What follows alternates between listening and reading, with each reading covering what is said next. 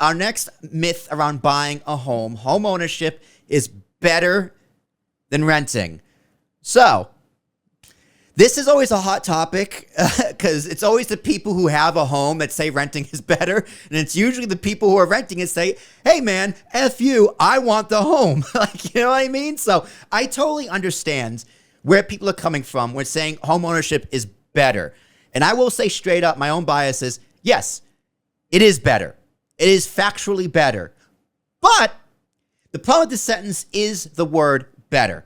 Yes, owning is better and preferred, but only if you can afford it. If you can afford a home, yes, it is better than renting. But if you can't afford a home, man, rent.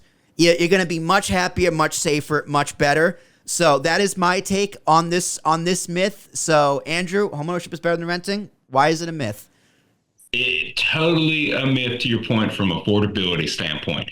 If you can afford a home, not only the mortgage payment, property tax, insurance, but the maintenance, the utilities, the upkeep, everything that comes with a home, then yeah, absolutely. Owning a home is a good thing because you do have an asset. The other big benefit to it, unlike renting, is you have some price control features. So one being, if you have a fixed mortgage, your mortgage is going to be set for that period of time, 15 years or 30 years. However, you're going to have some increases in insurance premiums and property tax that you have to factor as well. So the downside with renting, though, is that rent increase is market driven, landlord driven, and totally out of your control. So you might be in an awesome 2 bedroom, love it, $1,200 a month. You're like, man, this is awesome. Well, landlord comes to you and says, hey, I'm raising your rent to $1,500. You're like, man, that's $300 a month. When's it start? Next month. It's like, oh, shoot. Well, let me start looking at other options. Well, every 2 bedroom house you look at is $1,500 a month now. So it definitely is a trade-off, I think. However, for many, many people, if it's an affordability issue or if they have other goals, building retirement, paying down student debt, paying down credit card debt, things like that, oftentimes renting is the best strategy. Absolutely. But so a myth like this is definitely one where the thinking comes from the heart and not necessarily the mind. So you as an advisor dealing with young people, millennials, who are just angry and frustrated at the housing market, how do you tackle this myth? Because everything you said right there is very like logical, it makes sense. But at the same time thinking, yeah, but the American dream is the key to the American dream is owning a home. That's an emotional desire. So how do you tackle that in combating that from a logical and emotional perspective as an advisor? The first thing I always ask clients is exactly your point. What makes you want to own a home? Tell me why you want a house. And I've heard so many things from I'm sick of renting because I feel like I'm throwing money away. Others say, again, I want to start a family. I want to have a secure place we're not moving from every 2 years. I had people who grew up in military households who did move every 4 years across the globe. And they're like, hey, I want to buy a house I love, and that's where I'm going to die. I'm going to be there for the next 60, 70 years of my lifetime. So I want to hear again the reasons behind somebody wanting to own a house. If I ever start getting that, I don't know, or I just think it's better, or I've heard this, or my friend told me this, then that's when we can really dig deeper and figure out, okay, should you buy a home?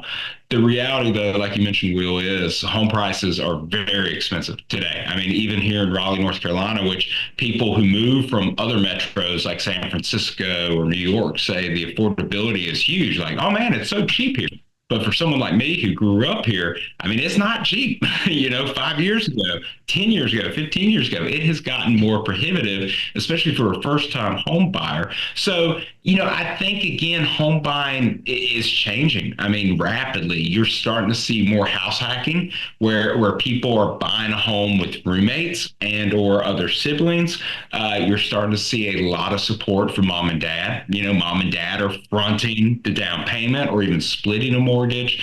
So the desire and that dream of home ownership is definitely changing. And it is that generation from the early 20s to 30s right now that they're trying to rewrite how to do this, but they're dealing with some pain on, hey, this is how it's been done traditionally all the time.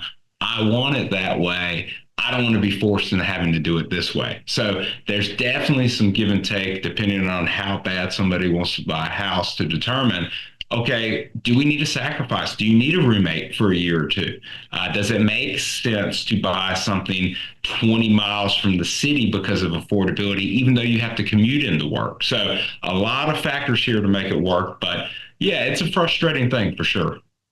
And commuting is also expensive. As someone who's looking to move into the burbs next year, let me tell you, like, we're looking at rent, and rent's like, okay, it's not that much cheaper. You look at commuting, it's like, oh, that's actually way more expensive. So it's actually kind of crazy. The closer option, living in a city like Hoboken in New Jersey, is actually might be more cost effective to living in like further out in the suburbs and doing a private bus to get into the city.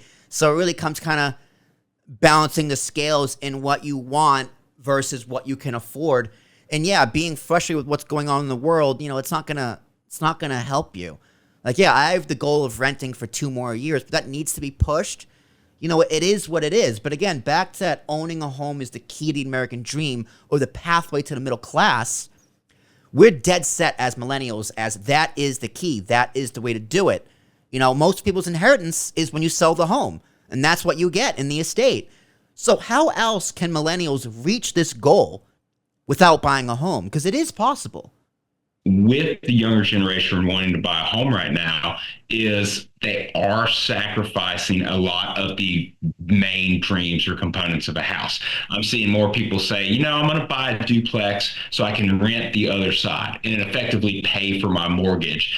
But at some point, I really want a yard. I really want to be able to have a dog and my own apple tree in the back that I can pick fruit from. But right now I can't. The other side that I'm seeing is, again, a lot of folks making that decision to buy something, even if it's not the perfect home, as the idea of a starter home. And I'm sure we'll cover this in a minute, but yeah, people still try and want to do that. I had a client, he said the same thing. He's like, it's a tiny house. He's like, I could never have 2 kids in this home, but for right now it works. And I was able to afford it. But his concern is, what are houses going to cost in 5 or 10 years when he plans to sell it? Can he get into his dream house at that point in time?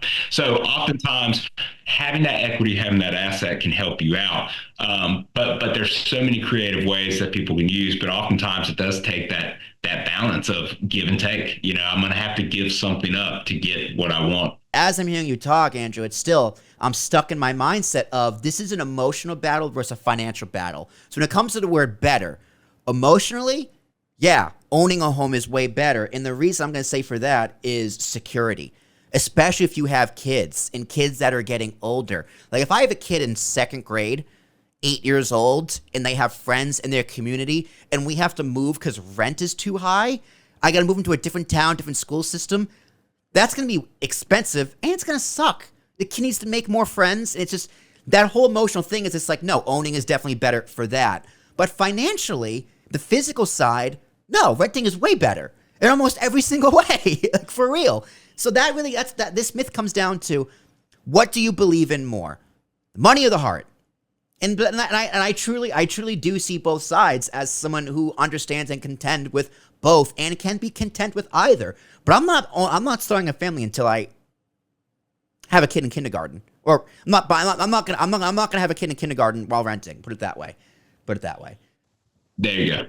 So how should someone determine when they are truly ready to buy versus renting from a physical and an emotional standpoint? Because owning a home is a big, like, it's an adult move. It's like, wow, I made it. I am fully an adult. So how do you know mentally and physically with the FI, physical money, that you are ready to buy a home? What are some big signs to say, hey, get out of this renting world forever?